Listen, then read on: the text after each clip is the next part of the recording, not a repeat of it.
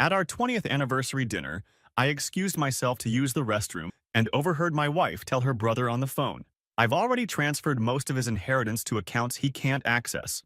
Once the house is sold next month, I'm filing for divorce and taking the kids to California." We had just renewed our vows that morning. I returned to the table, ordered champagne, and said nothing. But this morning, she was screaming outside my house.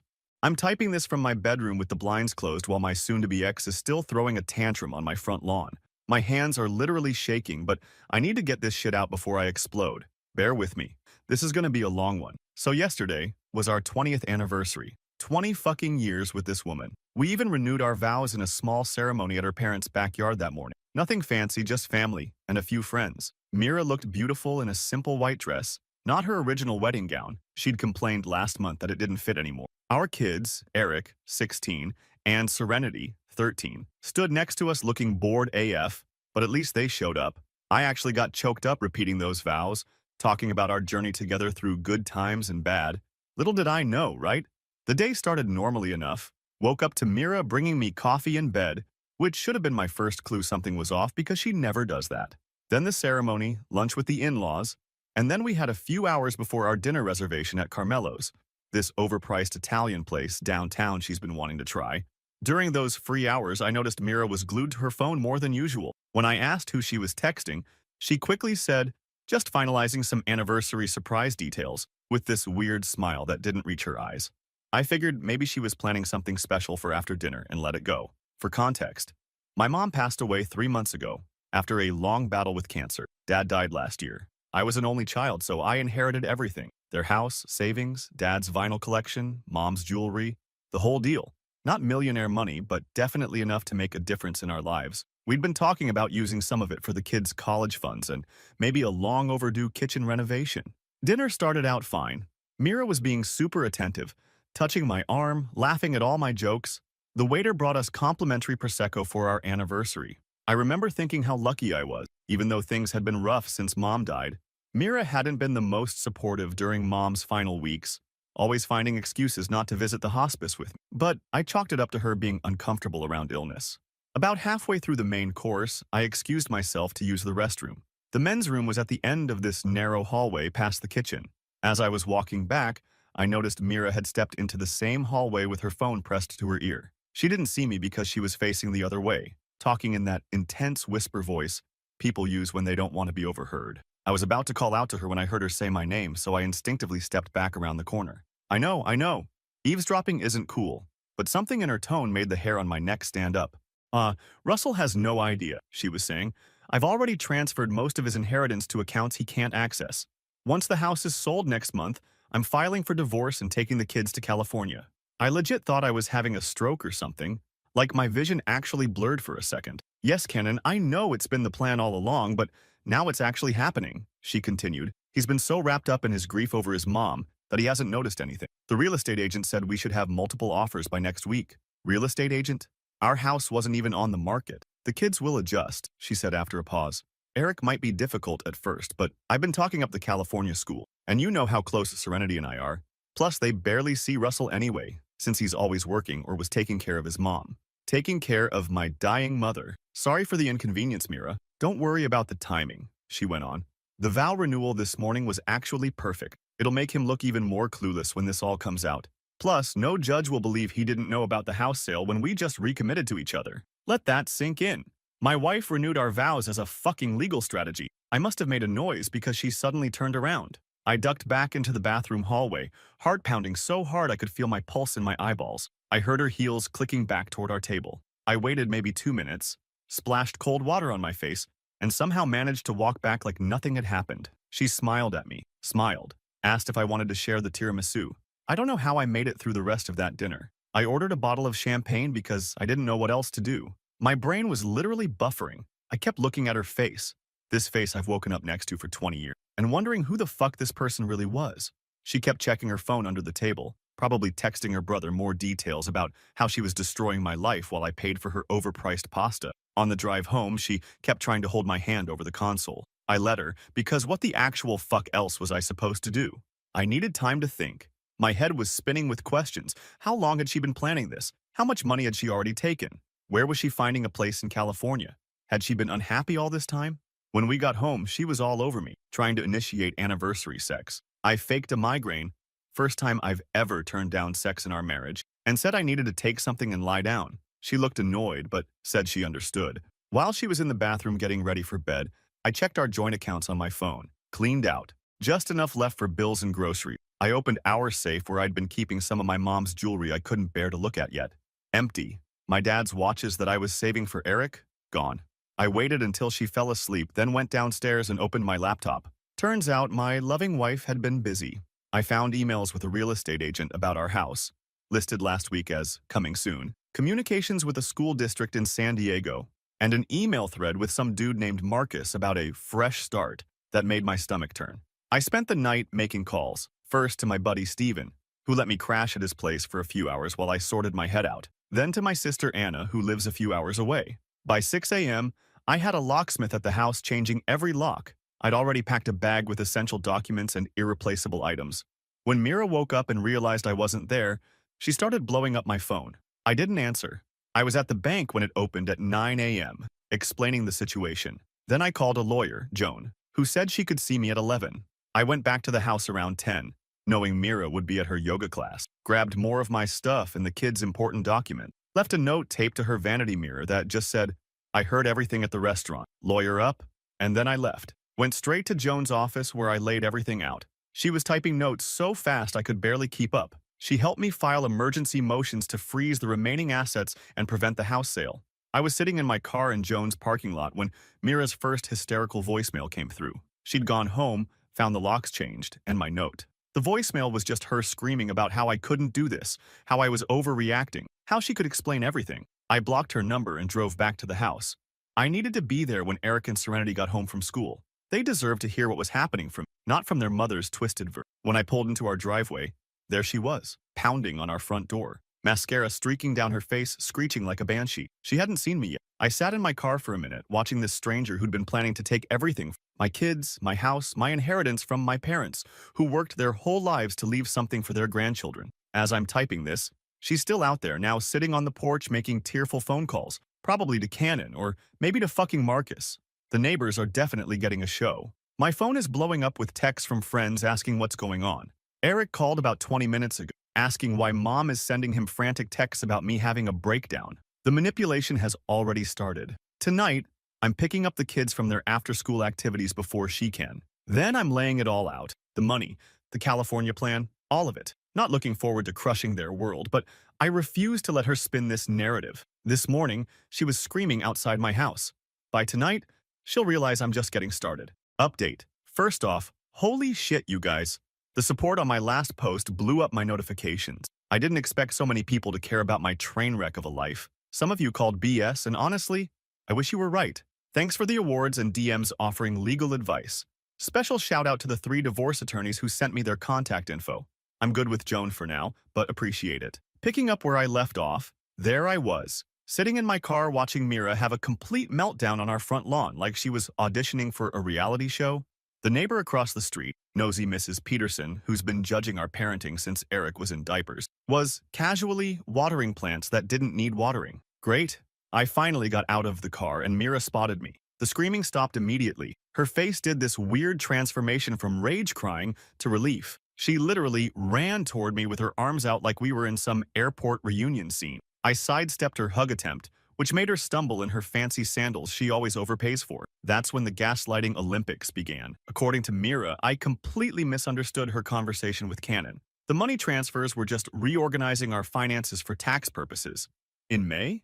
And California was for a potential family vacation she wanted to surprise me with. The house wasn't being sold, just appraised to refinance. Y'all, she looked me dead in the eyes while spewing this BS. 20 years together, and I never realized what an incredible liar I married. I told her I'd seen the emails, all of them, including the ones with Marcus. Her face went from fake concerned to ghost white so fast I thought she might faint. Then came the tears. Not the angry ones from before, but the calculated ones she uses when she wants something. Started talking about how lonely she'd been while I was caring for my mom. How she made one mistake with Marcus, but it didn't mean anything. One mistake that apparently required months of detailed planning and stealing my dead parents' money. Got it. I told her she had 30 minutes to get whatever she needed from the house while I supervised, then she needed to leave. She switched tactics again. Now I was scaring her and not acting like myself. I laughed in her face, told her she was right. The old Russell would have believed her lies and tried to fix a marriage she'd already demolished. When we got inside, she headed straight for the bedroom closet where we keep our documents safe. Too bad I'd already emptied it. The look on her face when she realized I'd beaten her to it, almost worth the price of admission to this nightmare. While she frantically threw clothes into a suitcase, I checked my phone and saw 10 missed calls from Cannon. Interesting timing. Apparently, Big Bro was concerned about his sister's mental health and wanted to understand what was happening. Sure, dude. I didn't call him back. Instead, I texted Eric to meet me at the Starbucks near his school after last period. Sent the same to Serenity. Mira saw me texting and demanded to know if I was contacting the kids. Told her I wasn't going to let her poison them against me before they heard the truth. That set off another round of crying and accusations. When her 30 minutes were up, she refused to leave. Started talking about her legal rights to the house. That's when I played my first card. Showed her the documents Joan had prepared detailing the financial fraud and unauthorized transfer of inherited assets, which are not considered marital property in our state. Mentioned that criminal charges were a possibility. She left. Not quietly, but she left. Meeting the kids was rough, I'm not gonna lie. I almost buckled, seeing their confused faces. Eric had that guarded teenager look, while Serenity was on the verge of tears before I even said anything. I didn't dump everything on them at once. That would have been just explained that Mom and I were having serious problems, that some money issues had come up, and that they'd be staying with me at the house for now while we sorted things out. Eric saw through the sugarcoating immediately, asked straight up if we were getting divorced. Smart kid. I said probably yes. Serenity started crying, which tore my heart out. Eric put his arm around her. This kid who usually acts like his sister is radioactive actually comforted her. Nearly lost it myself seeing it. Then Mira started blowing up their phones. Eric read his messages out loud. According to Mother of the Year, I was having a stress breakdown after Grandma died, had stolen money from our accounts, and was making up stories about her. She told them to come to Aunt Anna's where she was staying, and not to be alone with me because I was unpredictable. The fucking nerve! Eric looked confused, but Serenity was getting scared. I did the only thing I could, showed them some of the evidence. The real estate listing their mother had created without telling anyone. The apartment inquiry emails from San Diego. The bank transfers. Not the Marcus stuff. They didn't need that image of their mom. The drive home was silent. Neither kid knew what to say, and honestly, neither did I. When we got to the house, they both went straight to their rooms. Can't blame them. While they processed, I went into full detective, pulled up our cell phone account and downloaded Mira's call logs for the past 6 months. Found dozens of calls to a San Diego number that had to be Marcus.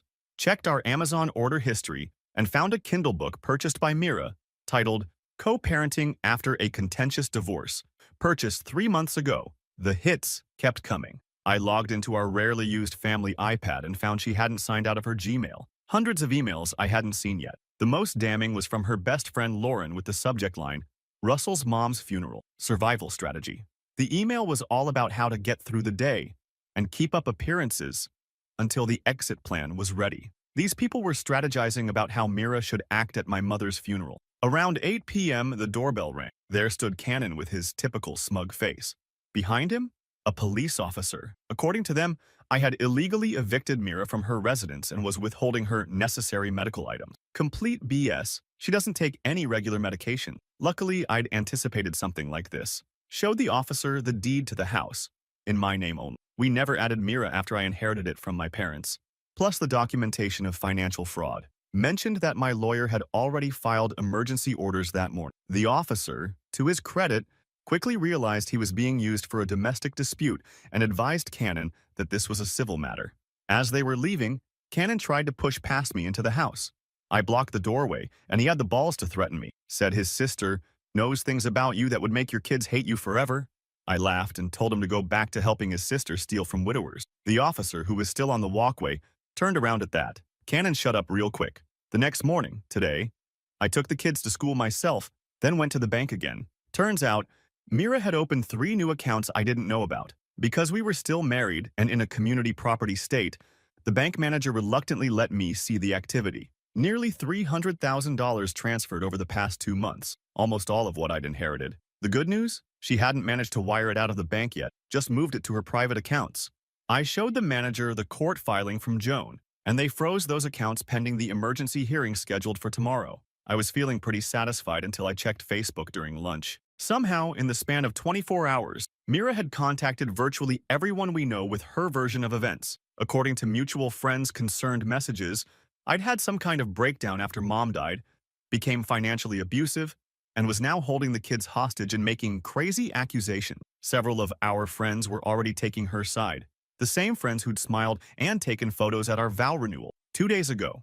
But here's where Mira miscalculated. She thought everyone would just believe her because she's always been the social one in our relationship. She didn't count on my sister Anna, who has receipts of everything. Anna had been suspicious of Mira's behavior during mom's illness and had been quietly documenting things. She unleashed hell in the group chat, sharing screenshots of Mira's apartment hunting during my mother's final days and her complaints about having to pretend to care about his dying mom. By dinner time, the tide was turning. Even Lauren, Mira's ride or die, sent me a private message apologizing and saying she didn't know the whole story. Too little, too late, Lauren. Throughout all this chaos, I kept checking on the kids. Eric was angry, but holding it together. Serenity was quieter than I've ever seen her. They'd both been texting with their mom, and I made it clear I wouldn't stop them from seeing her if they wanted to. Surprisingly, neither took me up on it. Eric actually said something that broke my heart and made me proud simultaneously. Dad, I love Mom, but I don't like who she is right now. Just as things were calming down, my phone buzzed with a text from an unknown number. This is Marcus. We need to talk about Mira. The look on Mira's face when I walked into that courtroom tomorrow morning with 3 folders of evidence was going to be worth every second of our 20-year marriage. But what happened next? That's when things got really interesting. Final update. Sorry for the wait, Reddit fam. These past few weeks have been intense. Finally have a minute to update while the kids are at my sister's place for the weekend. Sitting here drinking coffee from a mug, Serenity made me that says, Dad, at least you're not Mom. Kids got a savage sense of humor I never knew about. So where were we? Oh right. Marcus texted me. Bet you didn't see that plot twist coming. Neither did I. I stared at that message for like 20 minutes before responding. Part of me wanted to tell this homewrecker to go pound sand, but my curiosity won out. We agreed to meet at this dingy Denny's off the highway, neutral territory where nobody we knew would see us. Real cloak and dagger vibes. Marcus was nothing like I'd imagined. Based on Mira's taste, I expected some smooth-talking Chad type. Instead, he was this ordinary-looking dude with a receding hairline and dad bod worse than mine. He looked nervous AF, fidgeting with his coffee cup like it might explode. The first words out of his mouth floored me. He apologized, said he'd had no idea Mira was still with me. According to her, we'd been separated for over a year, just living together for the kids' sake while finalizing our divorce. She told him I was emotionally abusive and had gambled away our savings, which was why she needed to protect what little money she had left. I nearly flipped the table, showed him pictures from our vow renewal ceremony 3 days earlier. The color drained from his face faster than our toilet with that perpetually running problem I never fixed. Turns out, Marcus wasn't just some random side piece. He was her high school boyfriend before me. They'd reconnected on Facebook 18 months ago when he commented on some throwback photo she posted. Classic. What he said next changed everything. Mira had convinced him to transfer her $50,000 of his own money to help with her escape plan after she showed him fake bank statements suggesting I was hiding assets. He'd been saving that money for his kids' college fund. Let that sink in. She wasn't just stealing from me. She was scamming this poor schmuck too. I almost felt bad for the guy. Almost. He pulled out his phone and showed me everything. Her sob story texts, the fake documents, the apartment in San Diego they were supposedly going to share. He even recorded their last phone conversation after he saw my text to her about the financial fraud. In the recording, she slipped up and revealed she'd been planning this for over 2 years, since before my dad even passed away. 2 years. By the end of our awkward breakfast meeting, Marcus agreed to testify if needed. We weren't exactly bros, but we'd both been played by a master manipulator, the enemy of my enemy and all that. I barely slept that night. The emergency hearing was scheduled for 9 a.m., and Joan wanted to meet beforehand to go over our strategy. The kids were quiet at breakfast, Serenity pushing her Cheerios around the bowl, Eric headphones on scrolling through TikTok with that dead-inside teenage expression. Normal morning except for the whole mom tried to steal our life savings thing hanging in the air, dropped them at school with awkward hugs and promises to text updates. The hallway smelled like that weird combination of floor cleaner and adolescent anxiety that takes me back to my own high school days every time. Some things never change, even when everything else falls apart. Court was nothing like those dramatic TV shows.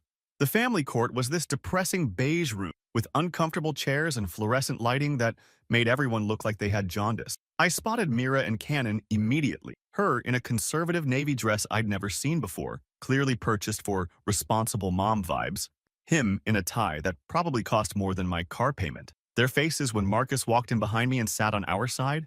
Absolutely priceless. Mira's eyes got so wide I thought her contacts might pop out. Cannon started furiously whispering to her while their lawyer, this slick dude with cufflinks that screamed, "I charge 500 an hour," looked increasingly confused. The judge was a no-nonsense older woman who seemed like she'd seen every dirty divorce trick in the book. When Joan presented the financial evidence, the bank transfers, the secret home listing, and finally Marcus's testimony about the fake separation story and additional fraud, the judge's expression went from neutral to ice cold. But the real bombshell, Anna had found Mira's secret TikTok account. Who knew 41-year-olds were on TikTok?